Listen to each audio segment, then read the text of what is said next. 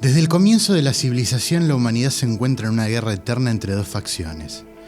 Por un lado tenemos a los que buscan prosperidad para sí mismos, su familia, sus amigos y su ambiente. Y por el otro lado tenemos a los que buscan esclavizar y controlar al hombre. O sea, por un lado están los cuerdos y por el otro lado están los psicóticos, los cobardes. La gente de buena voluntad son mayoría, pero los esclavizadores, por su propia naturaleza cobarde, tienden a organizarse para compensar su falta de números. A través de la historia, la balanza se ha inclinado algunas veces para un bando y otras para el otro. De la racionalidad humana, por ejemplo, nació la filosofía, la democracia y república en Grecia, para después caer en el oscurantismo de los gobiernos feudales e imperiales. Al grito de libertad de la mano de San Martín, unos cuantos países obtuvieron su independencia y libertad, y de la mano de Bolívar otros tantos sufrieron dominación y conquista. Los esclavizadores han tenido distintos nombres: nazis, comunistas, socialistas. A veces se disfrazan con la bandera de la libertad, pero siempre tienen dos cosas en común: o producen dependencia del Estado, o promocionan la destrucción de la cultura y moral de una civilización. El objetivo final es simple: la dominación y despersonalización del individuo. Si no pueden atacar primero la economía de manera directa, atacan la cultura. Y si no pueden atacar la cultura, atacan la economía. Pero el fin siempre es el mismo: dejar al individuo desahuciado y con miedo para que dependan del Estado controlado por ellos. Esta guerra no es un problema de ideologías, pese a que hay algunas que son directamente abominaciones abortadas del cerebro podrido de algún hijo de puta. Aún en las ideologías más benignas, los hijos de puta siempre encuentran manera de corromperla. Se amarán los unos a los otros, se transgiversó en inquisiciones y quema de brujas. El liberalismo clásico mutó en una de sus variedades en libertarianismo randiano, sin control, que alimentó las corporaciones y destruyó la hermandad del ser humano y su moral. Al grito falso de libertad y del pedido de igualdad para la mujer, nos fuimos a muerte al macho. Heteronormativo, cis, lenguaje inclusivo y toda esa sartada de pelotudeces. Sin embargo, hay una ideología que no fue corrompida. Esta ideología nació directamente de la psicosis podrida de un engendro mutante de inodoro. Y su única función es suprimir y robotizar al hombre para construir el esclavo perfecto. Esta ideología la conocemos hoy como socialismo. En esta serie de videos vamos a tratar de explicar la abominación irracional a la que llamamos socialismo y cómo contaminó todos los aspectos de la vida de los argentinos y el mundo. Es cierto que podemos encontrar rastros de algo que podríamos llamar socialismo hasta antes de Cristo. Sin embargo, vamos a comenzar con el experimento socialista de Robert Owen. Lo que tiene de especial este experimento es que comienza y termina en un espacio de tiempo determinado y nos da de forma irrefutable los resultados catastróficos que tiene esta filosofía irracional. Pero antes que nada, voy a hacer una comparación de los pensamientos socialistas con los de un psicótico, porque cuando los comparamos, vamos a encontrar una orgía de ejemplos ilustrativos. Soy consciente que la definición de psicópata dada por la psiquiatría es desorden de personalidad antisocial, pero es muy largo, así que vamos a usar psicópata.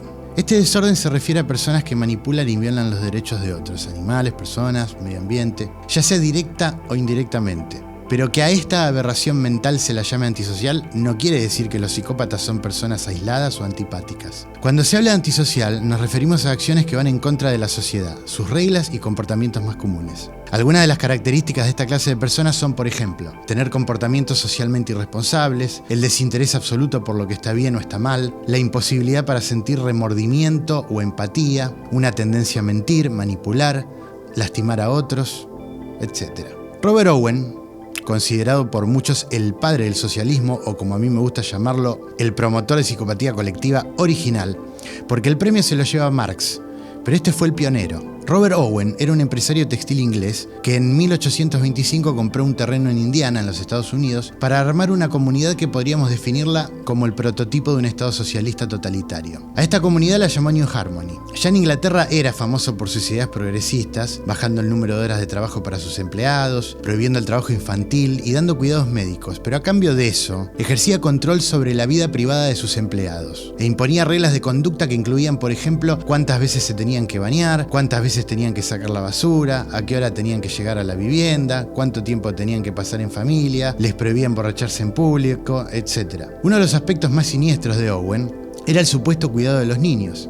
que, disfrazado de una aparente moralidad realmente distorsionada y siniestra, en donde les prohibía trabajar, en su lugar los ponía en sus centros educativos para adoctrinarlos como esclavos. Quiero decir, educarlos. Y a esto le puso el nombre más orwelliano que se le podía ocurrir: el Instituto para la Formación del Carácter. Este tipo estaba desarrollando una teoría de control totalitario que permaneció como una de las ideas fundamentales del socialismo. Él creía que podía construir al hombre como quisiera y sostenía que lo más importante es que el carácter del hombre se le otorgue y no que lo desarrolle por sí mismo. Por esta razón quería usar la educación desde temprana edad para moldear al niño a su gusto personal. Obviamente, como estamos hablando de ingeniería social y control de la población, inevitablemente los políticos se interesaron y lo tomaron en serio, lo cual es una enfermedad que adquieren los políticos de baja inteligencia. Se agarran de las ideas y filosofías más infradotadas y destructivas que pueden encontrar, si con eso pueden seguir robando un poco más. Obviamente no niego que debe haber socialistas que lo son por su propia ingenuidad, pero la estupidez siempre resulta criminal. Una de estas ideas y filosofías que había desarrollado Owen, y que se convirtió en el componente fundamental del socialismo hasta la actualidad, era que uno podía moldear el carácter humano, la personalidad del individuo, y dijo que lo más importante es que se le dé forma al carácter y personalidad y no que los individuos lo desarrollen por sí mismos. Y creía que, si ponías a un niño desde su nacimiento en un ambiente controlado, a través del adoctrinamiento o educación, como él lo llamaba, se podía producir un individuo superior, o como a mí me gusta llamarlo, un esclavo con la cabeza lavada. A esto lo llamó la segunda venida de la verdad, adjudicándose la personificación del Mesías. Y a diferencia de Jesús, que solo decía verdades en parábolas, él podía decir la verdad literal, porque tenía la ciencia de su lado. Llega a Estados Unidos en 1825 y compra unas tierras en Indiana que pertenecían a una comunidad religiosa dirigida por George Rapp, de más o menos 12.140 hectáreas de tierra fértil y unas 160 casas. Y es en este lugar donde se propone producir un pueblo o comunidad igualitaria. En ese mismo año, 800 personas empezaron a mudarse a este pueblo, y de ese número había un alto porcentaje de intelectuales. Y de esta manera, esta comunidad se transformó en un foco de pensamiento progresista y experimentación. El caldo de cultivo perfecto para el fracaso y el hipismo. En este lugar tenían diarios, educación para todos los niveles, tenían científicos de ciencias naturales pululando por ahí, daban conferencias exigiendo igualdad de derechos para las mujeres, y había gente dando conferencias para abolir la esclavitud. Y es en este momento donde Owen propone el próximo paso a la evolución humana. El próximo paso a la evolución humana: la declaración de la independencia mental. Y dijo, de acá en adelante el hombre es libre de la trinidad de la maldad responsable de toda la miseria del mundo y sus vicios: la religión tradicional, el casamiento convencional y la propiedad privada.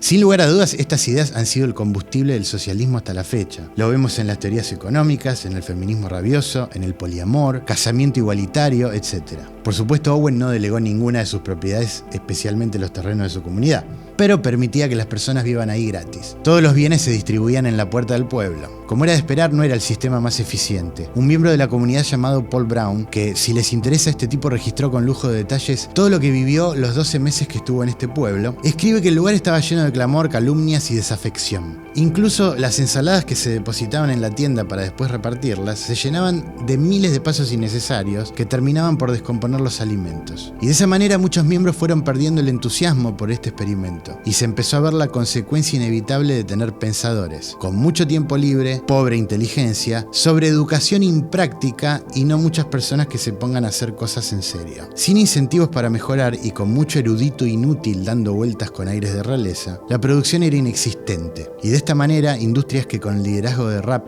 eran exitosas, ahora se veían agonizando o directamente en quiebra e inexistentes. Después de tan solo 2 años y varias constituciones, el experimento de Owen fracasó, pero como todo psicótico no podía reconocer el fracaso de sus acciones e ideas. Incluso cuando su propio hijo le dijo que el experimento estaba fracasando, Owen le contestaba que estaba equivocado y que las cosas marchaban de maravilla. Pero eventualmente no pudo seguir con sus delirios y desconexión con la realidad, ya que todos estaban yendo. Entonces Owen encontró una coartada, una excusa, una manera de no ser responsable de sus propios actos. Y empezó a culpar a las personas que vinieron a New Harmony alegando que eran material humano deficiente para llevar a cabo sus experimentos. Su hijo Robert Dale se quedó en New Harmony después del fracaso de su padre, y el colapso del pueblo, y a diferencia de su padre, él observó que la falla se debía a que todas las acciones cooperativas que proveerían al industrioso y habilidoso la misma remuneración que al ignorante y vago, están destinadas al fracaso, porque bajo este plan injusto, por necesidad, se tiene que eliminar a los miembros valiosos y solo retener a los viciosos, vagos y faltos de habilidades. Sin embargo, por alguna razón que escapa a la racionalidad, pero encuadra perfectamente dentro de la psicosis antisocial, la idea siguió teniendo éxito entre los inútiles improductivos, como era de esperarse.